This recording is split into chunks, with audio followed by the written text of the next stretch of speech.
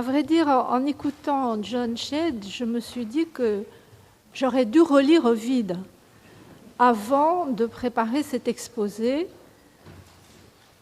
parce qu'au fond, ce qu'il a décrit comme les métamorphoses, il y a beaucoup de thèmes qu'on retrouve dans le champ de ce qu'on pourrait appeler, ça aurait pu être le titre aussi, les métamorphoses du droit.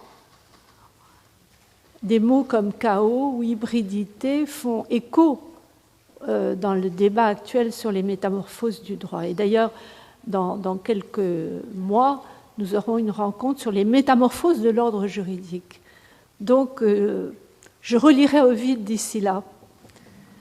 Mais je suis partie sur une autre piste, enfin, pas si éloignée que ça en réalité, mais en apparence, avec ce titre un peu énigmatique, Formes, normes et dogmes. Je vais essayer de lui donner un contenu.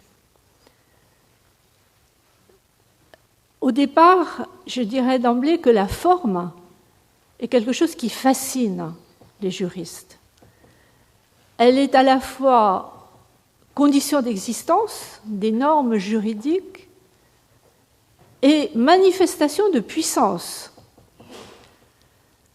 On pense aux sources formelles du droit, on pense à la forme des énoncés, aux formes de la procédure, et on s'aperçoit que la forme a des atouts auxquels la force seule ne peut pas prétendre. La force normative, c'est quelque chose d'important, mais la forme a l'atout du visible. La forme se donne à voir.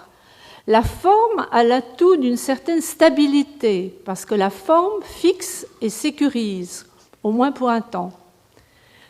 Il y a une récente étude qui a été publiée il y a quelques mois sous la direction d'une collègue, Catherine Thibierge, sur la force normative, qui montre très bien la différence.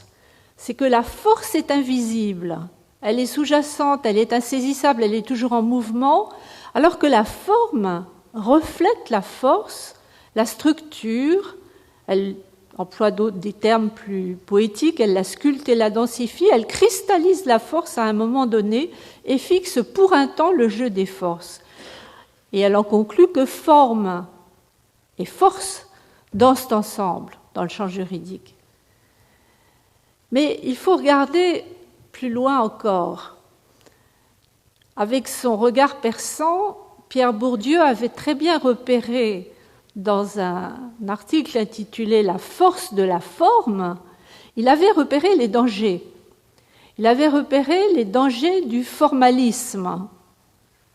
Je le cite, « L'impression de nécessité logique suggérée par la forme tend à contaminer le contenu. » Et il ajoutait « Le formalisme rationnel » que l'on tend à opposer au formalisme magique des rituels, participe en réalité à l'efficacité symbolique de la force juridique.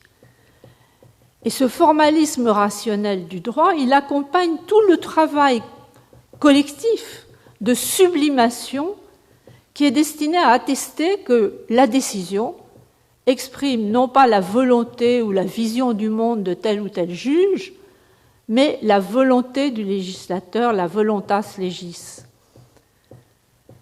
Alors, il nous incite à la prudence.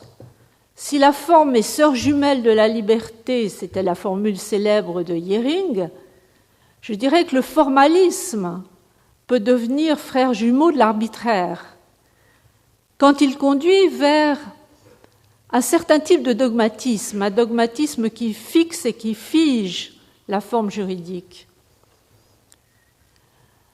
Mais, et c'est là qu'on retrouve l'idée de métamorphose, le droit n'est pas immobile.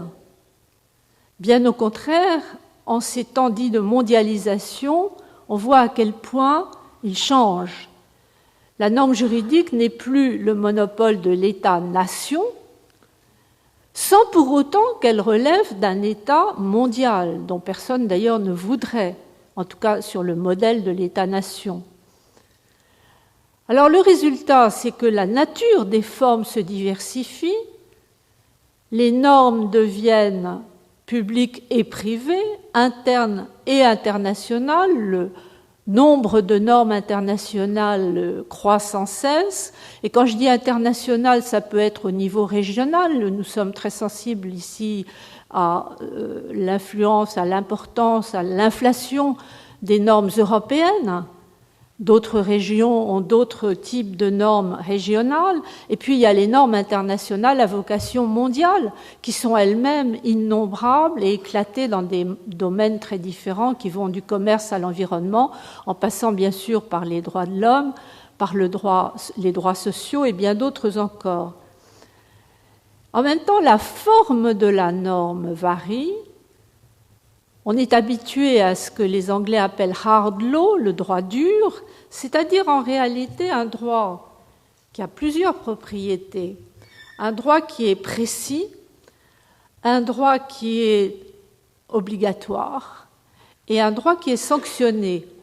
Or, on voit de plus en plus se développer ce qu'ils appellent le soft law, et là encore, j'indique les propriétés qui sont alternatives, qui ne sont pas toujours cumulatives. Le soft law, je l'appellerais un droit souple, mais ça veut dire imprécis, parfois facultatif, parfois incitatif et non sanctionné, ou pour le dire de façon plus amusante, le flou, le mou et le doux.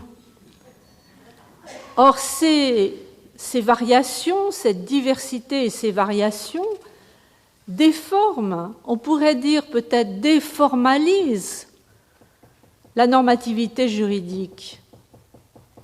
Pour beaucoup de juristes, il s'agit d'un phénomène pathologique. Et là, je cite un article qui est un classique du professeur Prosper Veil, vers une normativité relative en droit international. C'est un article très critique où il parle donc de phénomène pathologique et où il dit « le droit serait devenu malade de ces normes ». Alors, il est vrai que le jeu des normes juridiques ne se laisse plus aussi facilement circonscrire par ses formes, et il est vrai que les certitudes non démontrées de ces dogmes sont plus facilement remises en cause. Mais le mal, s'il y a mal, le mal est-il incurable? Alors bien sûr, et là on retrouve le chaos, l'assouplissement des formes peut conduire au chaos. L'assouplissement des formes, l'affaiblissement peut conduire à l'arbitraire, à l'instabilité. Mais c'est parfois un atout.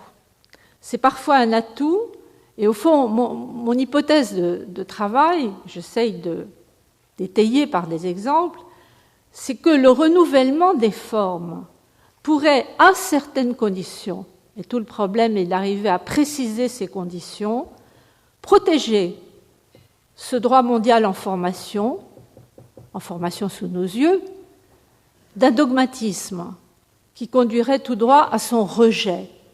On commence déjà à reprocher à certains dogmatismes aux droits de l'homme, par exemple. Il faut trouver des réponses à cela. Mon hypothèse, c'est que la déformation pourrait annoncer une transformation. Autrement dit, entre formes, normes et dogmes, je suggère une autre danse que celle de Catherine Thibière. J'ai une valse à 3 temps. Les normes se forment et s'imposent à travers le dogme. Elles se déforment par l'irruption notamment de ce droit souple. Mais du même coup, elles se transforment. Et là, peut-être prépare-t-elle l'avènement d'un autre formalisme que j'aimerais imaginer sans dogmatisme. Alors, formation, déformation, transformation. La formation des normes juridiques, elle est intense depuis longtemps, mais le XXe siècle est particulièrement sensible à la notion de norme, qui est intensément utilisée par les juristes, au moins dans la tradition romano-germanique. On parle continuellement d'ensemble de normes, on parle de système de normes, on parle de hiérarchie des normes. Alors évidemment, on peut se demander comment définir la norme. Peut-être faut-il remonter à l'étymologie latine, norma, l'équerre, qui donne la ligne et qui donne l'angle droit. La norme est un instrument qui fournit un modèle pour agir et ou un modèle pour juger. Selon la formule d'un autre collègue, la norme a vocation de permettre de tracer, autrement dit de guider l'action, et la mesure en ce qu'elle permet de juger l'action accomplie. Donc modèle, mais un modèle qui peut présenter plusieurs propriétés, car le mot norme, si on regarde ses dérivés, se divise en deux branches. Il y a la normativité qui renvoie à un modèle idéal, ce qui doit être ou ce qui devrait être, l'ordre normatif qui prescrit, qui interdit, qui permet, et puis la normalité qui est née de la moyenne ou de la majorité des comportements et qui renvoie à ce qui est, à un modèle existant. Disons que dans la conception traditionnelle identifiée à l'État, le droit est avant tout normatif. Or, la normativité est liée aux formes. En témoigne à l'évidence l'expression de source formelle du droit. Alors, qu'est-ce que ça veut dire les sources formelles du droit ? Bien, depuis que le droit s'est identifié à l'État, c'est une expression qui vise essentiellement la loi et puis les autres sources officielles écrites. C'est une expression qui englobe aussi la jurisprudence, mais à condition qu'il s'agisse de décisions venant des tribunaux étatiques et à condition que soient respectées les formes de la procédure, on retrouve encore les formes, et tout cet ensemble marque la naissance d'un formalisme juridique conçu comme un positivisme. Si on prend la conception la plus radicale énoncée par le juriste Kelsen, on aboutit à un normativisme qui se referme sur lui-même. Pour être valable, une norme doit être obligatoire et seul du droit peut être source de droit.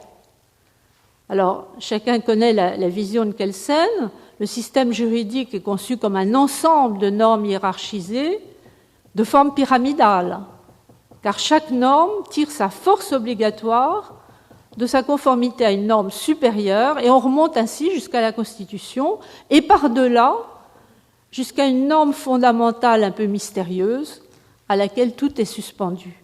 C'est un système clos. C'est un système clos parce qu'il y a identité entre l'ordre juridique et l'État. Le droit est d'essence étatique et l'État est d'essence juridique. Ce qui fait que l'État ne peut pas enfreindre le droit parce que le droit est identique à sa volonté.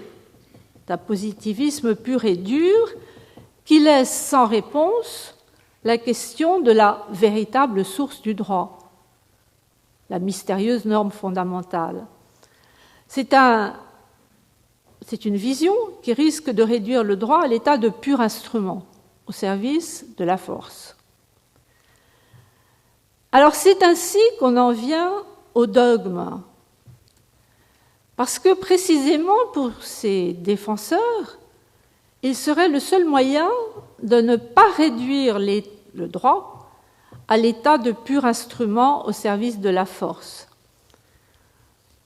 Selon le grand défenseur de la dogmatique juridique qui est Pierre Legendre, le droit est un texte où s'écrivent nos croyances communes. Nous avons besoin de ces croyances communes parce que ce sont celles qui permettent de vivre ensemble. Ce sont celles qui permettent d'accorder un même sens à la vie, donc qui rendent la société possible.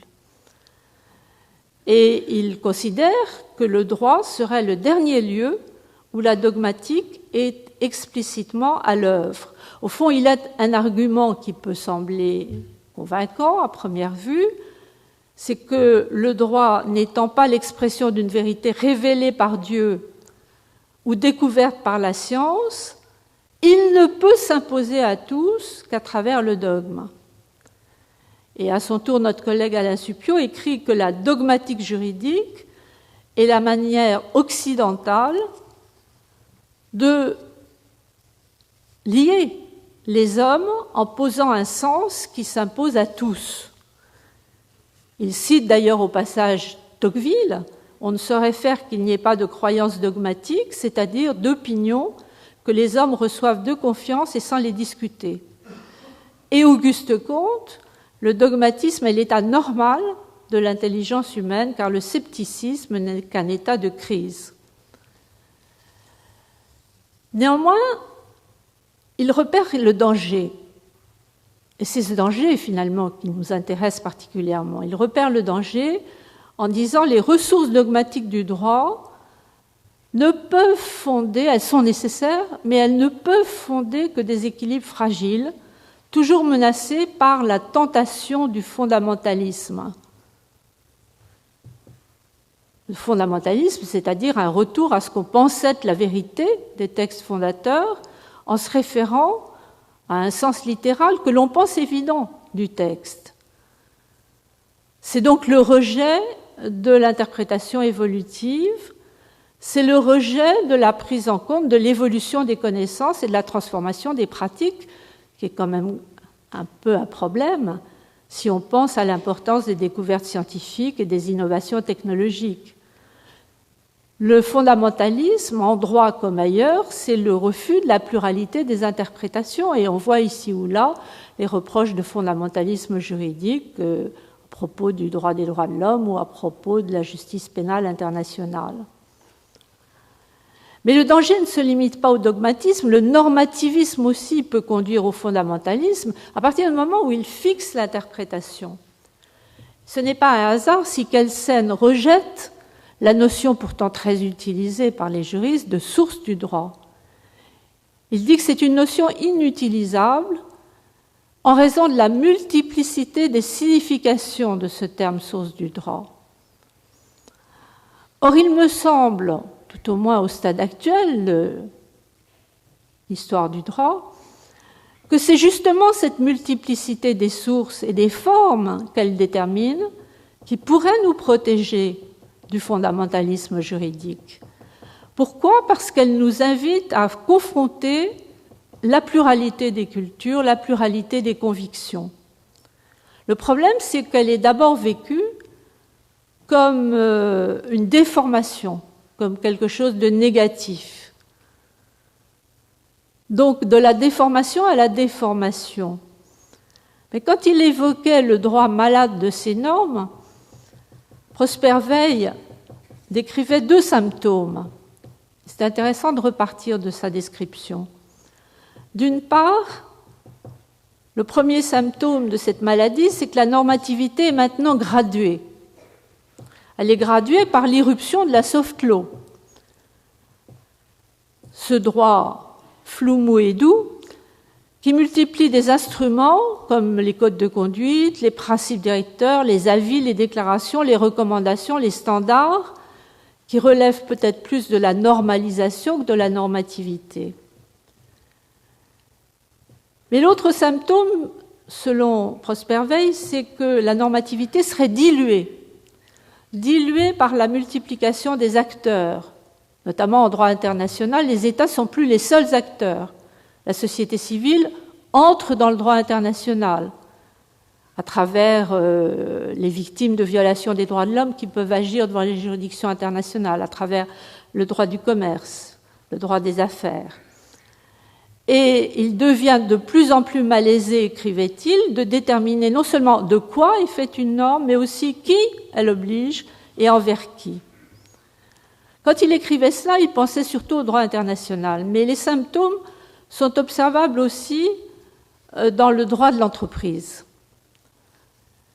Là, le formalisme recule, je dirais, pour les entreprises les plus puissantes, c'est-à-dire les entreprises transnationales, celles dont le poids financier est supérieur à beaucoup d'États. Face à leur stratégie globale et à leur organisation extrêmement mobile, les droits nationaux sont très peu efficaces. parce que le pays où est implantée l'entreprise n'a généralement pas les moyens de la poursuivre en cas d'illégalité, et puis il cherche à maintenir les investissements, et le pays d'origine n'en a pas la volonté et parfois n'en a pas la compétence. En droit pénal, on applique le principe de territorialité, c'est là où le crime est commis que l'on doit juger en principe l'affaire. Alors, dans quelques cas exceptionnels, on a vu apparaître la forme de la compétence universelle, notamment au profit des tribunaux fédéraux américains, quand il y a violation de droits de l'homme, que cette violation soit commise par quiconque à l'étranger contre une victime étrangère. C'est un vieux texte qui était complètement resté en sommeil depuis des années, Alien Tort Claims Act. C'est un texte de 1789 qui était conçu à une époque où les États-Unis voulaient marquer leur adhésion au droit international, leur bonne volonté à l'égard du droit international. Et on a réactivé ce texte dans les années 80, d'abord contre des dirigeants politiques étrangers auteurs de violations graves, et puis contre les violations commises par des entreprises transnationales. À l'heure actuelle, l'applicabilité de cette compétence universelle des tribunaux américains est incertaine, parce qu'elle a été admise par la Cour suprême, mais ensuite les cours d'appel sont entrées en conflit, les unes sont pour, les autres l'écartent, en disant le texte ne s'applique pas à des personnes morales, donc l'entreprise ne peut plus être poursuivie, et il faut attendre une nouvelle décision de la Cour suprême pour savoir si cette compétence universelle va perdurer. De toute façon, je ne la regretterai pas si elle disparaît, parce que je ne pense pas que ce soit une bonne solution qu'un seul pays devienne en quelque sorte le gendarme du monde. Mais alors, quoi mettre à la place ? À la place, on utilise une expression commode mais très ambiguë, qui est l'expression de responsabilité sociale de l'entreprise, RSE. Mais quand on regarde ce que cela veut dire, responsabilité, ça paraît très fort, mais quand on regarde la définition qui est donnée notamment par l'Europe, l'Union européenne, il s'agit d'une intégration volontaire par les entreprises de préoccupations sociales et environnementales à leurs activités commerciales et à leurs relations avec les parties prenantes. C'est ambigu parce que le mot volontaire réduit cette responsabilité, entre guillemets, à une normativité molle, des normes qui ne sont ni obligatoires ni sanctionnées. Alors, on a une inflation de ces normes molles, une véritable avalanche. J'ai énuméré tout à l'heure code de conduite, standards, recommandations, avis. Elles sont tantôt privées, tantôt publiques. Et je dirais de cela, de ces normes molles, souples, qu'elles sont utiles comme modèle de normalité peut-être. Parfois, elles permettent d'amorcer un durcissement. Par exemple, une entreprise qui ne respecte pas ses engagements inscrits dans un code de conduite peut se voir parfois poursuivie pour publicité mensongère, mais elles ne sont certainement pas suffisantes pour déterminer les règles d'un marché global, un marché qui est déjà global. Quant aux États, alors là, il y a des années qu'ils résistent à l'adoption de règles dures qui permettraient de codifier leurs responsabilités en cas de faits internationalement illicites. On n'a pas réussi, jusqu'à présent, à aller au-delà d'une simple recommandation, qui date de 2001, de l'Assemblée générale de l'ONU. Or, cette résistance des États, elle devient un problème à mesure que les valeurs s'universalisent, à mesure que les biens communs se globalisent. On parle maintenant de biens publics mondiaux. Nous avions eu d'ailleurs un séminaire, un colloque sur ce sujet au Collège de France il y a quelques années. En réalité, on voit tout de même se durcir les normes applicables aux États dans les secteurs dits auxiliaires, mais pas si auxiliaires que ça. Il s'agit du droit du commerce, avec le rôle de l'Organisation mondiale, et il s'agit des droits de l'homme. Alors, en matière de droits de l'homme, c'est très intéressant de voir le durcissement progressif des normes. Les formes deviennent progressivement plus dures. C'est un phénomène lent, parce que si vous partez de la Déclaration universelle, c'est un texte qui est imprécis, qui n'est pas obligatoire, qui n'est pas sanctionné. On avait à peine à l'époque, en 1948, évoqué la possibilité d'une sanction, d'une cour, mais on n'a pas été plus loin. Avec les pactes de l'ONU en 1966, les normes deviennent plus précises et elles deviennent obligatoires quand un pays ratifie le pacte. Mais il n'y a pas de juridiction qui puisse censurer les violations de ces pactes de l'ONU. Il y a simplement la possibilité d'un rapport constatant la violation. En revanche, avec les dispositifs régionaux comme la Convention européenne des droits de l'homme, la Convention interaméricaine ou maintenant la Charte africaine, on a un durcissement plus affirmé parce qu'il y a un mécanisme de sanction. Les États qui ont violé les droits de l'homme doivent indemniser et se mettre en conformité. Cela étant, c'est un processus complexe, car s'il devient obligatoire à certaines conditions et parfois sanctionnable, le droit international des droits de l'homme reste souvent flou. Par exemple, il y a dans tous les textes une disposition qui permet à un État de restreindre les droits de l'homme dans le cadre qui est très vaguement défini comme les restrictions nécessaires dans une société démocratique. Ça veut dire qu'on autorise les États à invoquer la protection de l'ordre public pour légitimer des atteintes à la vie privée ou à la liberté d'expression. Or, par rapport à cela, la Cour européenne des droits de l'homme ne renonce pas à censurer les restrictions disproportionnées, mais elle admet ce qu'elle appelle une marge nationale d'appréciation. Autrement dit, elle introduit une gradation. Alors je pose la question, s'agit-il d'une nouvelle déformation ou d'une transformation? Et si je pose la question, c'est parce qu'on a besoin d'une transformation des normes pour concevoir un ordre juridique à l'échelle mondiale. On ne peut pas transposer purement et simplement les sources formelles telles qu'elles fonctionnent au niveau national, au niveau mondial. Je dirais que ça n'est pas faisable parce que ce ne serait pas accepté par les États, ça n'est pas souhaitable parce qu'il y a toujours derrière ce type d'universalisme un risque d'hégémonie, la tendance à l'extension des normes venues des pays les plus puissants. Alors il y a bien sûr un noyau dur qui se constitue, c'est la notion techniquement des jus cogens, c'est-à-dire l'idée d'une norme impérative qui, quand elle est acceptée par tous, s'impose à tous, mais la Cour internationale de justice est très prudente et elle ne l'applique que quand elle est admise, cette notion, par les États eux-mêmes. Ou alors on l'applique dans les juridictions droits de l'homme en cas de violation de ce qu'on appelle les droits indérogeables, les atteintes à la dignité de la personne, ou ce qu'on appelle les crimes imprescriptibles, le crime contre l'humanité. Mais ce noyau dur ne vise ni tous les droits de l'homme, ni tous les domaines du droit. Alors est-ce qu'il faut se résigner à voir la déformalisation ou la déformation s'étendre à mesure que le droit international envahit, je dirais, tous les domaines du droit?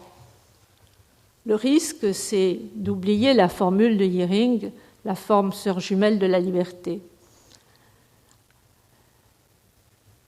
Peut-être y a-t-il, à travers les pratiques qui se mettent en place, une autre voie qui serait la suivante. Sans renoncer à tout formalisme, ça consisterait à transformer le formalisme en trouvant des remèdes à ces défauts qui avaient été qualifiés de pathologiques.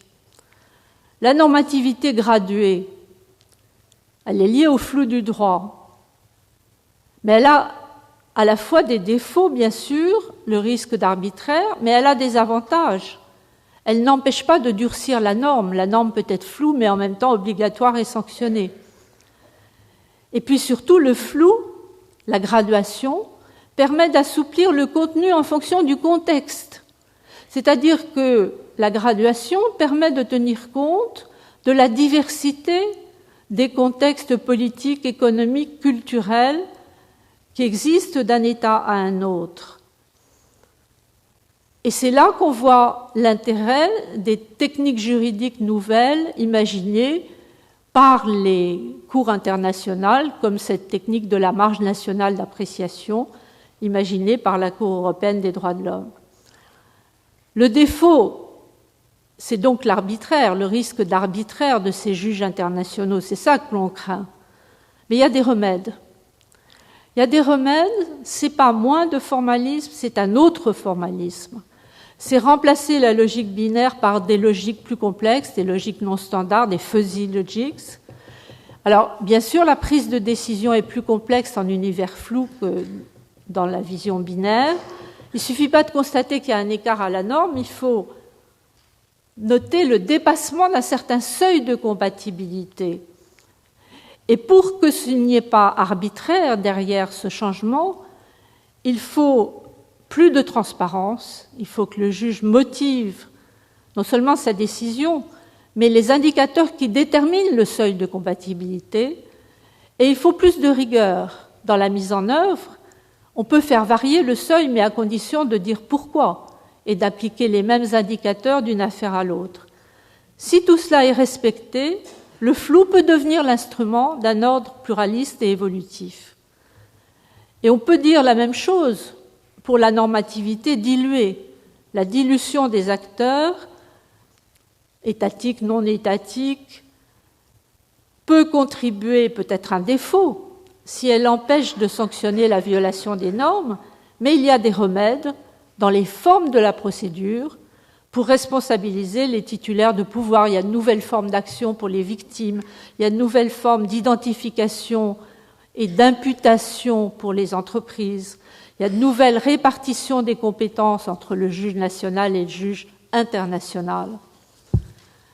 Alors en conclusion, je dirais que ce jeu formation, déformation, transformation suggère peut-être de remplacer, ou soyons plus modérés, de compléter la métaphore de la pyramide des normes. Parfois on utilise la métaphore des réseaux,